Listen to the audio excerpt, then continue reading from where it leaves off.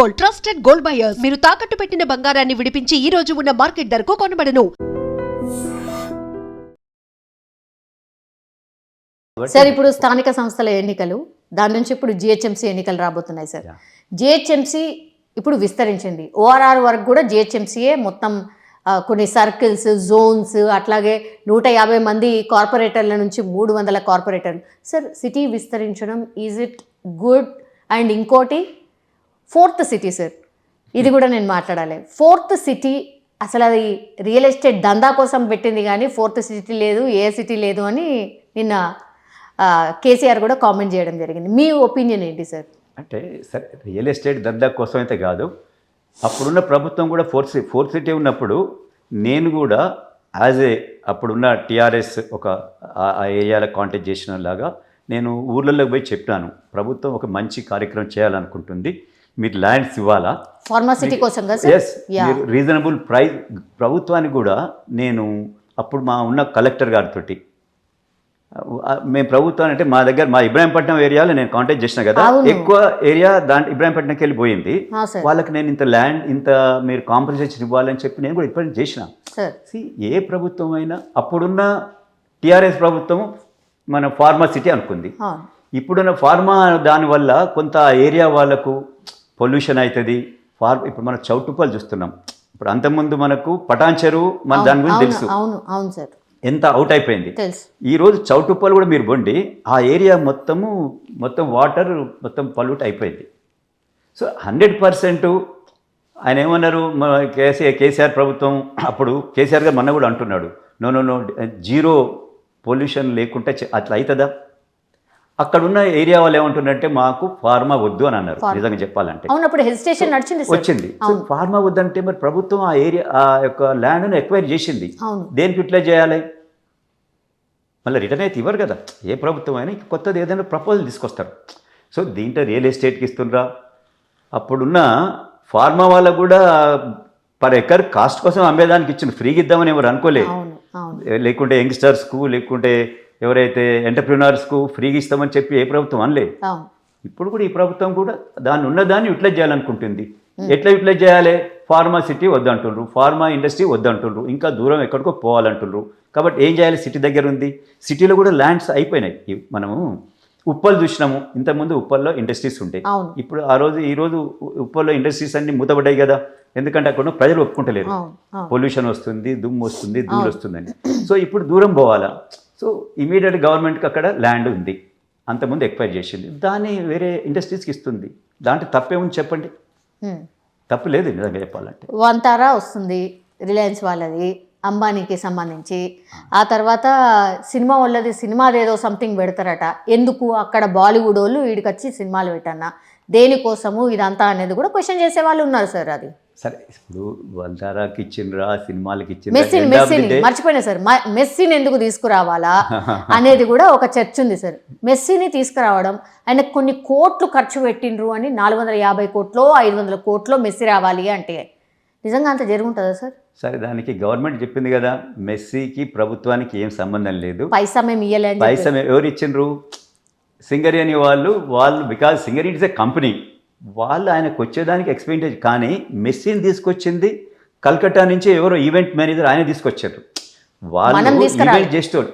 ఇది తెలంగాణ ప్రభుత్వానికో తెలంగాణలో ఉన్న లీడర్లకు సంబంధించి కాదు, వేరే వాళ్ళు తెచ్చినప్పుడు ఈ టైంలో ఆయన కూడా వచ్చింది చేపట్టి. ముఖ్యమంత్రి గారికి ఫుట్బాల్ అంటే ఇష్టం, మనం చూస్తూ ఉన్నాం కదా, స్పోర్ట్స్ అంటే ఇష్టం. ఫుట్బాల్ ఆయన ఆడతాడు, స్పోర్ట్స్ ఓవరాల్గా స్పోర్ట్స్ అంటే ఇష్టం. కాబట్టి దాన్ని ఆయన అడ్వాంటేజ్ తీసుకొచ్చిండేమో. బట్ తెలంగాణ ప్రభుత్వమే మెస్సీని తీసుకురావాలి 4th సిటీ కోసం. ఆయన 4th సిటీకి ఏం పోలే, ఆయన ఇక్కడికి వచ్చిండు. ఫస్ట్ ఆయన కలకట్టాకి వచ్చిండు, మన హైదరాబాద్కి వచ్చిండు, ప్లస్ ముంబై పోయిండు, ఢిల్లీ పోయిండు. మరి వీళ్ళందరూ ఎట్లా తీసుకొచ్చిండ్రు? ఒక మనవాళ్ళు తీసుకొస్తే వాళ్ళందరూ తీసుకుపోయినరా? అది ఆయన ప్రోగ్రామ్ ఉంది, అది ప్రోగ్రాంలో తీసుకొచ్చిండు. దానివల్ల ప్రభుత్వానికి ఏమో నష్టం లేదు కదా. నిజంగా దానివల్ల యూత్లో స్పోర్ట్స్ మీద ఒక ఇంట్రెస్ట్ అనేది క్రియేట్ అయింది కదా. ఎక్కడెక్కడ నుంచో వచ్చారు సార్, బెంగళూరు నుంచి వచ్చినామన్నారు, ఇండోర్ నుంచి వచ్చినాం. 100%. ఇప్పుడు నిజంగా చెప్పాలంటే ఈరోజు యువతకు అలాంటి స్పోర్ట్స్ మీద ఒక కాన్సన్ట్రేషన్, ఇంట్రెస్ట్ అనేది క్రియేట్ చేయాలి. ఫ్యూచర్ చూడరి, మనకి ఇప్పుడు ఏఐ వచ్చేసింది. అవును. మన వెనకట్లాగా వేరే అంటే వేరే దూరం పోయి అందరికి కార్లు వచ్చినాయి, ఎక్కడున్నారు ఇంట్లో అంటే ఇంట్లో నుంచే వర్క్ చేస్తున్నాము. అవును. కాబట్టి వీళ్ళందరూ ఏం చేస్తున్నారు, రోజు ఐఫోన్ మీద కూర్చుంటున్నారు.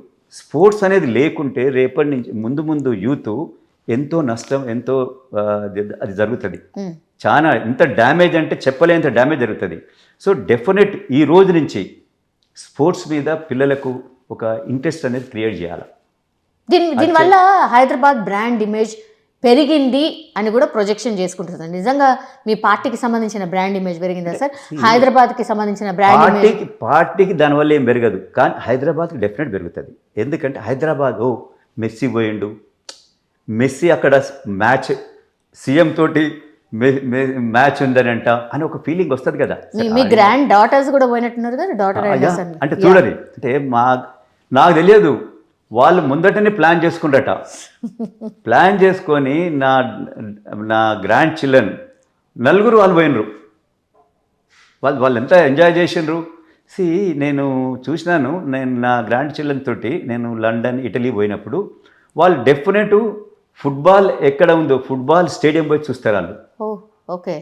అంటే పిల్లలకు ఆ ఇంట్రెస్ట్ ఉంటే ఫ్యూచర్ చాలా బాగుంటుంది. ముందు ముందు నిజంగా ఈ గవర్నమెంట్ నేను నా యొక్క రిక్వెస్ట్ ఏంటంటే, మనం ఎప్పటికీ సరే ఇవన్నీ పొలిటికల్ ఇవన్నీ జెమ్మిక్స్ మాట్లాడుకుని తిట్టుకుంటాం అంతా చేస్తాం, కానీ స్పోర్ట్స్ మీద తగినంత అంటే ఫండింగ్ ఇవ్వాలా, దాన్ని ఎంకరేజ్ చేయాలా. అది చేసినప్పుడే ఫ్యూచర్లో ఇక్కడున్న యూత్ వాళ్ళకు స్పోర్ట్స్ మీద ఎవరికైతే ఇంట్రెస్ట్ ఉంటుందో వాళ్ళు రియల్గా వాళ్ళ యొక్క లైఫ్లో ఒక సిస్టమేటిక్గా పోతారు.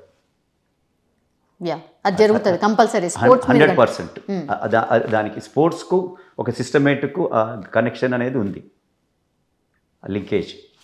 Yes sir. ఓవరాల్గా ఇప్పుడున్నటువంటి సిచ్యువేషన్లో కోర్స్ 3 ఏళ్ల తర్వాత ఎలక్షన్స్ ఉన్నాయి అనుకోండి, జమిలీ వస్తుందో రాదో తెలియదు, కానీ 153 నియోజకవర్గాలు అయితే కాబోతున్నాయి సార్. మీరు ఏ నియోజకవర్గం నుంచి కాంటెస్ట్ చేస్తారు sir? This is my last question. నేను కాంటెస్ట్ చేసినది కాదు, నా ఉద్దేశం ఏంటంటే ఫ్యూచర్లో పాలిటిక్స్ ఇప్పుడున్న ఈ 10-15 ఏళ్ళు 12 ఏళ్ళకి వెళ్ళి ఈ విధంగా ఉండొద్దు. ఎంతో అంతో కొద్ది పాలిటిక్స్ అంటే ప్రజలు ఇప్పుడు కొందరు న్యూట్రల్స్ కూడా అరే పాలిటిక్స్ బాగున్నది అనే ఫీలింగ్ రావాలి. అంతేగాని న్యూట్రల్స్ అని ఏమనుకుంటున్నారు, అబ్బా పాలిటిక్సా ఇదొక చెత్త అనే అది రావద్దు.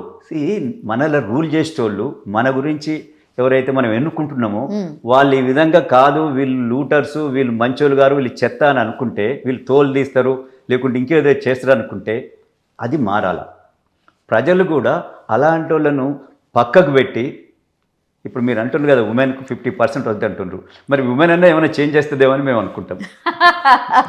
ఏమో సార్, అంత హోప్ ఉంది కాబట్టి డెఫినెట్లీ అవుతుందేమో, మరి చూడాలి సార్. డెఫినెట్ అంటే చెప్తా ఉన్నా, అట్లీస్ట్ ఉమెన్ అయితే ఈ విధంగా చెత్తగా మాట్లాడరు కదా, కాబట్టి వాళ్ళని చూసైనా మేల్ లీడర్స్ కొద్దిగా వాళ్ళు నోరు అదుపులో పెట్టుకొని నిజంగా ఏం మాట్లాడాలి మాట్లాడరే. పాలిటిక్స్ ఎలక్షన్స్ వచ్చినప్పుడు ఏదో మాట్లాడు, కానీ ఇంత రూడ్గా ఇంత ఈ విధంగా మాట్లాడి మీకు మీరే బురదలు చల్లుకొని మీరు పల్సన్ కావద్దు, ప్రజలు కూడా నవ్వుకునేటట్టు మీరు చేసుకోవద్దని నా విన్నపం. Yes sir. Thank you sir. Thank you so much. Thank you very much.